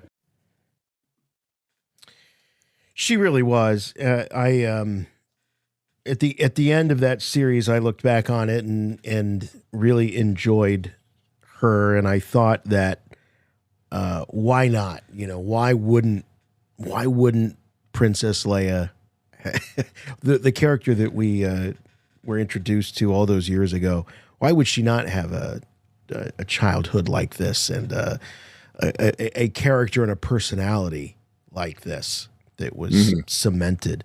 You know, as you watch your kids grow, Jim, I know you know this, it's like you're surprised at how much of their personality was there in those early days. You go, wow, boy, we should have known that then. You know, he was, you know, I see that with my kids. I look back at home videos and they're just 3-4 years old, and I go, boy, that says Bailey, or right there, you know, or that's definitely Parker. So I think it's great. And she was, I think, a bright spot in that series. Yeah. Vivian, she's fantastic. And I was surprised that I liked her as much as I did. Ewan talks about the fact that he might not have had confidence being sort of jerky to a kid Ewan sounds like he has like very, very limited experience working with kids, but I mean, he did work with young Jake Lloyd, so he'd been through the ringer once before. Right. But I think Jake, the majority of his scenes, that was Qui-Gon and Anakin, really, much more than any sort of. Yeah, he called him a pathetic life form. And that was a Ewan McGregor ad lib. He didn't even know the cameras were rolling. He thought he was talking just about.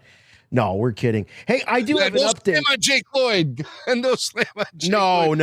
No, of course not. No, actually, I just saw this in Variety that Kenobi is not eligible for Emmys in 2022. So this is very much, as you were saying earlier, specific for their SAG Awards campaign. Something about when the episodes dropped, they had to all be dropped by a certain date, and Kenobi missed it, so they won't be eligible for the 2022 awards, but they could be eligible for the 2023 awards. That's all about when it drops. Bad news. But okay, so we have Ewan. We've heard a little bit from Ewan. Now let's hear from Hayden. Hayden, he wants to talk a little bit about what I think was one of the most popular sequences of the Kenobi series was that great flashback to Kenobi and Anakin training in the Jedi Temple, lightsaber training. That really brought back the prequel feels for me. And there was a little de-aging involved with those guys. I think, Jason, when we were talking about that on the after show, you said there was de-aging, and I think myself and maybe some of the other callers were saying, no, we're not seeing it. But as it turns out, I saw some behind-the-scenes footage, and Hayden and Ewan both had those little dots on their face when they were shooting it. Yeah. And that indicates to me that there was definitely some CGI magic makeup going on there. So, that's really the best sort of aging cream for the actors at the digital CGI. cream. Oh, yeah. Can't beat it. I mean, really, Harrison Ford, how many Indiana Jones movies could he have made in his career? Right. If they had the de-aging technology. I mean, why am I even saying that? He's just shot one and he's like 80 years old. And but I'm looking at this photo right now, and this is a still from Kenobi, and looking at Hayden. And Hayden. That's old some Hayden. Wrinkles in there. That's definitely old Hayden. Are you sure that's not? There are no dots on that Hayden. face. So Hayden didn't have those lines on the forehead or those pudgy cheeks when he was shooting. This is a screen capture from the series. Yeah, well, there's very limited de-aging going on there. So I think they didn't use it. They did use it, but I don't think they used it a ton. I don't think they overdid it. Because that's definitely an older Hayden Christensen. Yeah, he's definitely old. Well, it's those sleepless nights. He keeps getting those nightmares about his mother and Padme. He's up all night. And naturally, he has the bags under his eyes, of course. But I mean, that was just a great moment, and it gave us prequel fans, a real hit in the feels. And Hayden talks about it and how it was a special moment for him as well. So cool, and brought up a lot of sort of just feelings of nostalgia to that time. I mean, we played those characters at that time in their lives, and so we knew that very well. So I think we both felt confident in what we wanted to achieve, and it just sort of allowed us to just kind of play and have fun, and it was such a mind trip. Just, it was like time travel. Seeing Ewan in his costume and with his Jedi mullet, and it was one of the cooler experiences I've had as an actor. Yeah. And of course, us, Clone Wars fans, we were loving it too, because it kind of gave us that what if, scenes and moments of the Clone Wars were done with real live actors. Very cool. I think we're going to get a big hit of that in the Ahsoka series. I'm hoping there's going to be flashbacks galore featuring Hayden Christensen as Anakin and Ahsoka. Yeah. Expect it. I am. I hope so. I mean, I don't think Hayden's presence in the Ahsoka series is to once again be under that Darth Vader helmet. I think his presence in that series is going to be via flashbacks as Anakin and Ahsoka. Yeah, I don't think we're going to get another. I don't think we're going to get another Vader Ahsoka duel. I think that was in Rebels, and that's where it's going to stay. There's a possibility, but I'm like you. I think that's where it should stay. I think that's their showdown. And I don't think it should be replicated or, replicated, that's one thing, but to have many showdowns versus Vader, no, it doesn't work with the story that's told in Rebels. No. Ahsoka has clear revelation in that moment, and it's very obvious that that's their one and only showdown. Very obvious. At least it is to me. All right. So Hayden, he kind of had the same vibes we did as a fan base, having Anakin return in that scene with Obi-Wan. It was nostalgia. He used that word, nostalgia. But it's a good kind of nostalgia, I mean, for me, believing that we'd never see Ewan McGregor as Obi-Wan Kenobi and Hayden Christensen as Anakin Skywalker after 2005 in Revenge of the Sith. I mean, really, it just seems like impossible that we would ever see those two in more footage as those characters. And here we get in the Kenobi series. So for me as a Star Wars fan, I appreciate it on that level to a great degree, to a great degree. McGregor also talks about shooting that training sequence. He kind of takes like more of the like old man approach to looking at it, sort of like how I would look at it is like, hey, shooting that stuff when I was 30 something was one thing, but shooting it when I'm 50 something, forget about it. So I kind of get that. But Ewan, he seems like he's a good athlete and keeps himself in good shape. And we hear him talk about it here a little bit. We did an awful lot of training, fight training, leading up to the shoot, a few months of it, which is always great. It's just, and Hayden was there, and it was just great to do that with him again and be in the, that was always my favorite part of doing the prequels, was doing the fight training, learning the fights, and then shooting the fights. They're so incredible to do. So to get a chance to do that again was great. But of course, it's like, I'm in my 50s now. It's a bit harder, to keep going. But as a result, I got very fit for it. I got fitter than I'd been in a long time to be able to do it. There you go. That's what I need. I need to be in a movie. Someone needs to cast me in a movie, and then I'll get into I'll get back into my fighting shape. Jason, if you have to be Obi-Wan Kenobi, your priorities in life shift big time, man. Big time. I bet. Get your ass in shape, boy. And Ewan McGregor ain't going to do it with his ass on a motorcycle riding around, looking at the sights. He's got to get out there and start lifting weights and doing crunches. And, that's dedication. That's what I love. Look at us here. Look at us. This is from When the Galaxy Listens. Look at, we're like little babies. Here we are with Andy Hurley, the drummer from Fall Out Boy. Yeah. There's some de-aging going on here on Rebel Force Radio right now. I had such a kid look, even that was probably, I'm in my 40s there, for crying out loud. I still look like a little kid. Yeah. But and Andy's such a badass. He's got the full sleeves of tattoos. This guy's a drummer for Fall Out Boy. He's hanging out with us. It's like, what kind of reality have we slipped into? This is insane, I was just, me and Andy, we go back and forth a little bit from time to time, talk Star Wars online. Maybe I should get him back on the show. He's always up for talking. I'd love to hear what he thinks about some of this new stuff, I just saw this some pictures from a Fall Out Boy photo shoot with him and Pete and the rest of the guys, and they're sitting on a couch, and I'm like, look at Andy. He's just such a badass. He got all those tattoos, and he's just, we've all gotten older too, and I think we all look better now. Actually, we look like just such punk kids back then. I agree. Yes, I agree. I think we look like we know what the hell's going on, more so than we used to.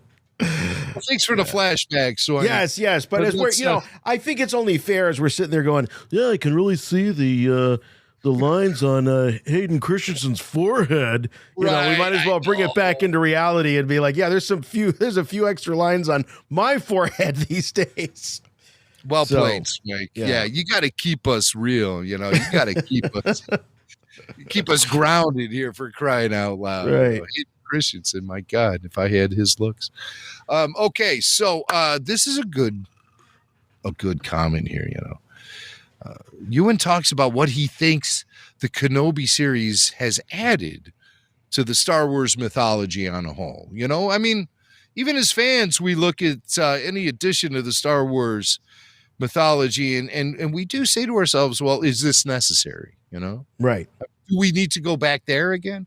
Even Mark Hamill, when he was presented with the concept of bringing back the characters for episodes 7 through 9, he said, he even said, is that a good idea? Could we screw it all up? And it's out there, and it's debatable amongst the fan base whether or not they did or not.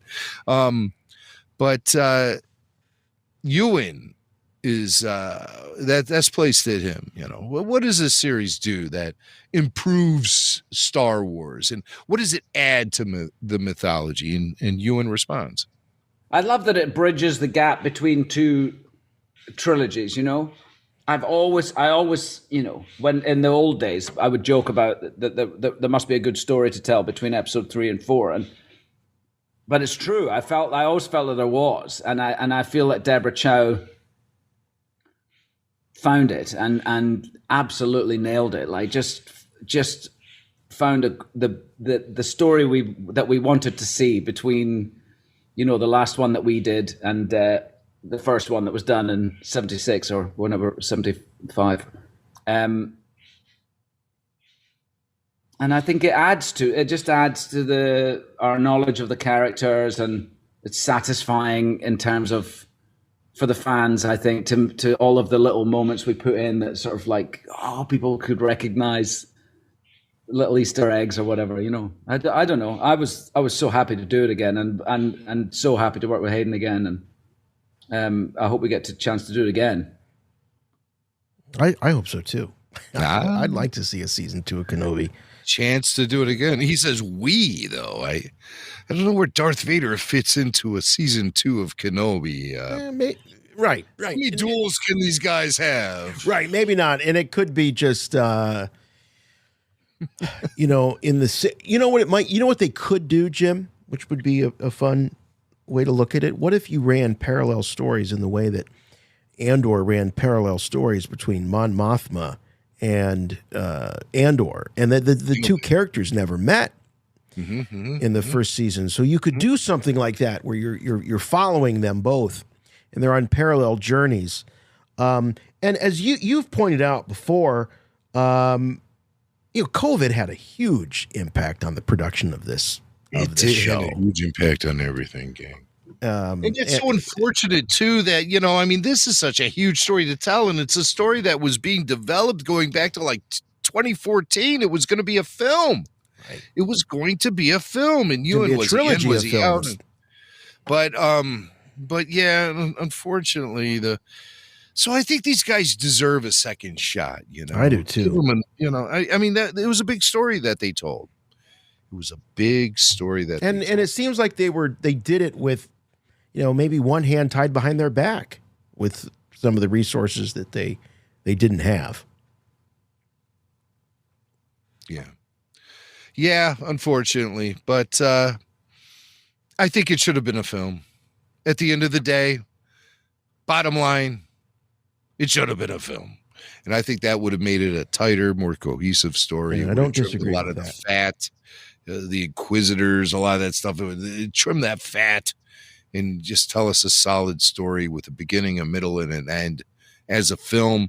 as it was originally devised. But they, as Bob Iger, he pivoted the whole Star Wars franchise into television territory. And the day it was announced that the Kenobi film was, along with all Star Wars films, were being put on the shelf, I knew the Kenobi thing was going to be developed into a series. And you can go back and listen to Rebel Force Radio from that date.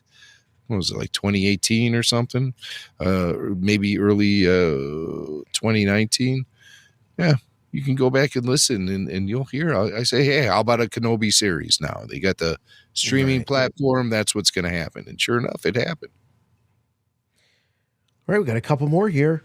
Oh, we do. I forgot we're even still hearing from these cats, What else have they got to say?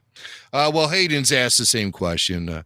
How does this series make Star Wars better? More specifically, how does it make Star Wars better?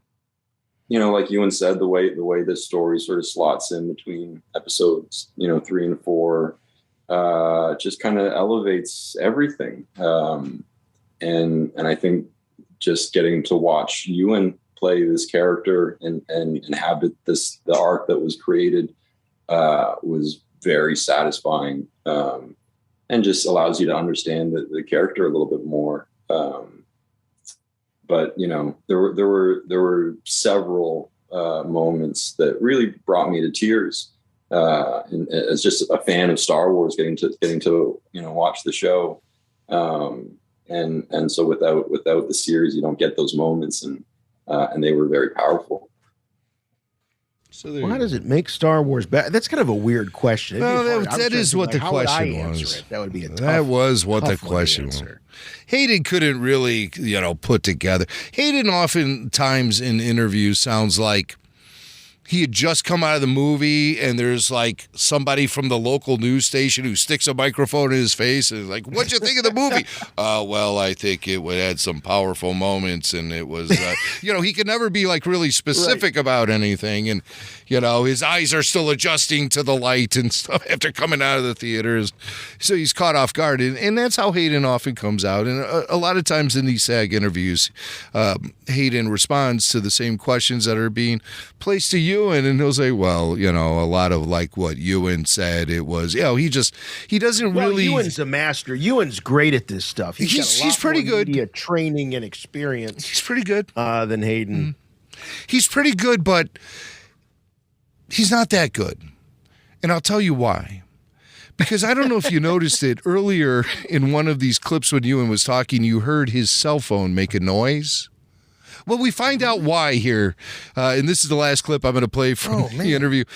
Ewan discovered a problem that I think a lot of us have run into, when you're talking to somebody or something, you look down and your phone has transcribed everything you just said for the last 2 minutes. And that, it happens to us, and it even happens to Jedi Knights like Ewan McGregor.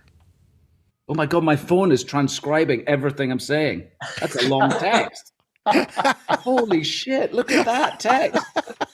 Well, I can check up on it later, Why is it doing that? Oh, we've all been there.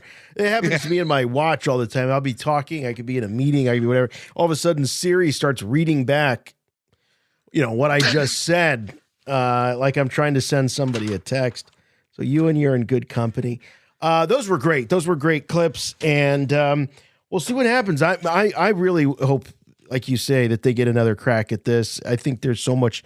Well, I know there's so much love for those two actors, those two characters, clearly feeling it in person, at Star Wars Celebration was just unbelievable. I'm so happy that we were there in person to experience the fans seeing this series for the first time. It was awesome. And I'll always really look very fondly back at this. The bromance that everyone was buzzing about on the floor of Star Wars Celebration 2, other than that of Mac and Swank. Yeah. Ewan and Hayden. Ewan and Hayden, these guys, Mutual Admiration Society all around. Hey, before we wrap things up, we got a few more things we just want to mention. Mandalorian Season 3, big trailer coming up on Monday Night Football on ESPN. Jim, I don't follow it anymore. The Browns are out of it. So we got the Dallas Cowboys and the Tampa Bay Buccaneers. Browns January usually out of it 16th. after week one. Pretty much. New trailer. So this is the wild card game. But during halftime, an exclusive new trailer will debut for season 3 of The Mandalorian, streaming March 1st, only on Disney Plus. So, hopefully we'll get a glimpse at something we haven't seen yet in any of the. I'm sure it's going to hit all platforms once it debuts on the broadcast.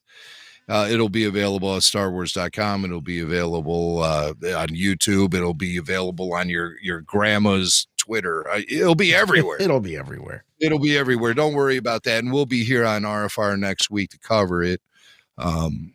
Next Friday, we're not going to break into programming with a special report because of the new Mandalorian trailer. But we will cover it next week on RFR.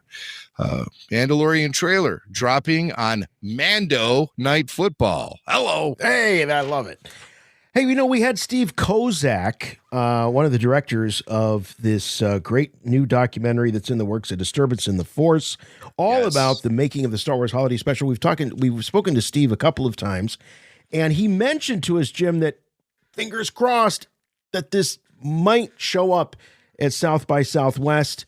And we've got confirmation that indeed it will get its premiere at South by Southwest this summer. I'm so excited for A Disturbance in the Force. This is going to be the documentary that will explain to you exactly why the Star Wars Holiday Special ended up being such the mess that it was, and why George Lucas removed his name from the credits and disowned it immediately. The whole thing is there in this amazing documentary. Steve Kozak, Kyle Newman, our buddy Kyle Newman, and others have really worked hard on making this incredible documentary. As a matter of fact, you might even find, fingers crossed, that RFR might have made a couple of contributions as well. So that is A Disturbance in the Force, the Star Wars Holiday Special documentary. It's going to be dropping at South by Southwest. That's March 10th through the 19th. So they'll have a screening somewhere in those parameters.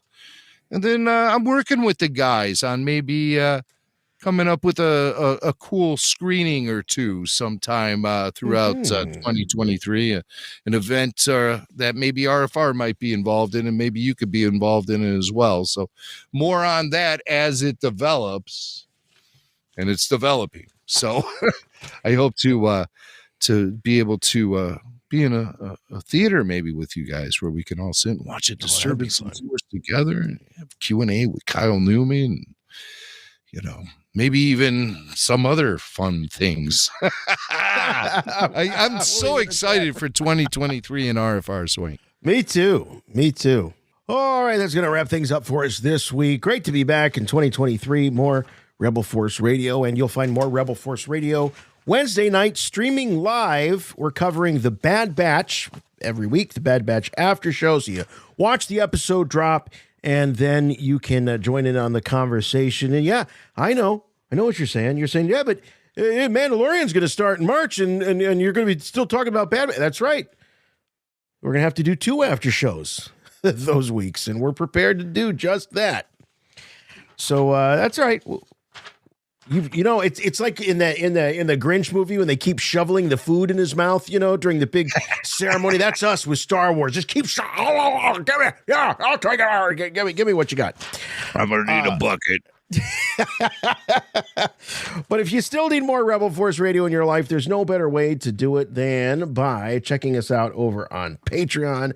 Go to patreon.com/Rebel Force Radio and find the membership level that fits your budget. And that you'll be handsomely rewarded with things like exclusive podcasts, the RFR Q&A, the Babu Freaks, Clone Wars Declassified Remastered, Filoni Files, archive highlights, and so much more. Plus, on these after shows, you get to jump to the head of the queue when you call in to express your thoughts about what we're talking about. And it is just one of the greatest communities of Star Wars fans in the whole galaxy. Again, all those details can be found at patreon.com/Rebel Force Radio, or click on the Patreon banner over at rebelforceradio.com. You can also find us on YouTube. Our YouTube channel is constantly growing in addition to the live streams that are exclusive to there. We also have tons of archive highlights, interviews. If you hear us referencing some of our favorite moments, favorite bits, chances are it's available over there on YouTube. Lots of playlists. So go check it out, especially if you're new to the program. It's a great way to get introduced to, there's even some of the inside jokes that we talk about here on RFR. So check that out. And please, as you are watching these videos, please give them the thumbs up and leave a comment. YouTube's all about the comments and the engagement. So thumbs up, leave a comment. If you want to talk to us in between shows, we'd love to hear from you. You can send us an email, show@rebelforceradio.com, show@rebelforceradio.com. Voicemail is open 24/7. The voicemail line 708-320-1RFR, 708-320-1737. We're on all the socials. We're on Facebook. We're on Twitter. We're on Instagram. We're even on TikTok. Follow us there at Rebel Force Radio. But if you want to help the program, the best way you can do that, and everybody can do that, costs you nothing. Just subscribe and review. If your podcatcher of choice allows you to leave such a review, just one rule on those reviews. Make them good. Tell your friends. You got that Star Wars fan at the day job, in the office, that friend that you maybe, Facebook is good for this. All of a sudden, people come out of the woodwork, and you're like, oh my gosh, this guy. I remember that. I went to college with this guy. We used to talk about Star Wars all the time. Find out if he listens to Rebel Force Radio. He or she listens to RFR. Spread the word. That's how I do it. Evangelize. Yeah. And we're streaming 24/7 on all the podcatchers, plus places like, Spotify, Stitcher, Amazon, Audible, Pandora, Samsung. Anywhere you can find podcasts, you'll find us here at Rebel Force Radio, and you will find us here next week for more RFR. Don't forget, Bad Batch After Show, Wednesday, live, and then the regular weekly RFR later in the week. So we'll see you next time. For Rebel Force Radio, I'm Jason. I'm Jimmy Mack. And remember, the Force will be with you, always.